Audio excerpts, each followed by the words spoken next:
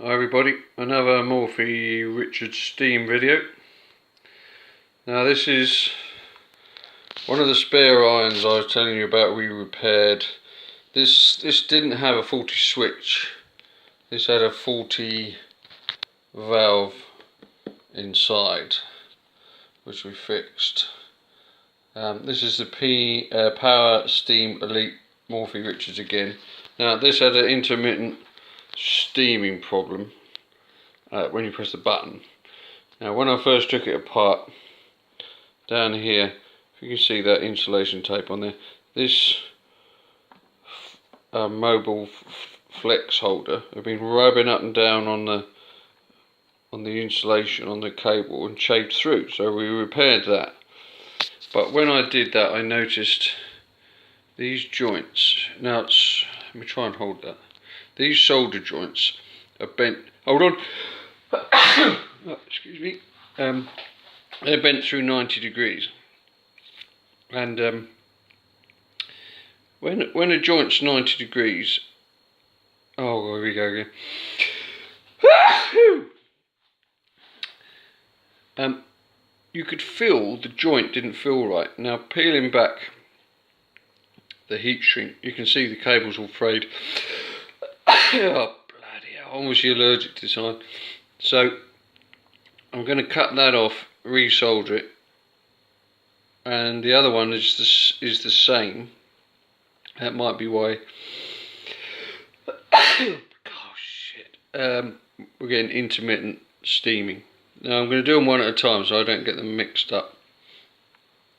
So hopefully, if you don't hear from me again, that's cured that problem. So it's just a case of, let's see if it will focus. Come on. I don't think it's going to. Oh, look, that one is broken already. So it looks like we're doing that one first. So strip that flex back. Now this flex on here it's got a plastic inner. Come on.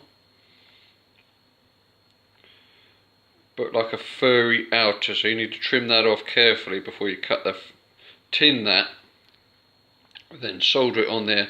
But don't hang about with a soldering iron when you're soldering that on, because it'll heat up on the inside and unsolder it inside. So tin it first, just touch it on there. Anyway, we're going in focus now. Because that's soldered already, it only takes 2 seconds to solder. So do the same on this one. You can see that flex on there is that fluffy sort of stuff. Just peel that back.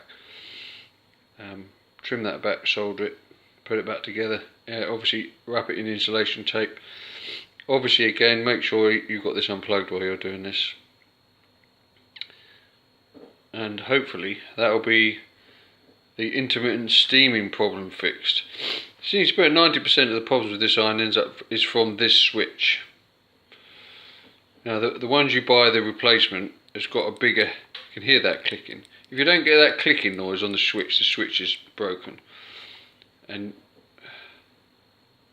I don't know if you can see on there with this crappy focus, there's a number on the side of that. You just pump that in on eBay and you can buy that switch. I think it was about $5.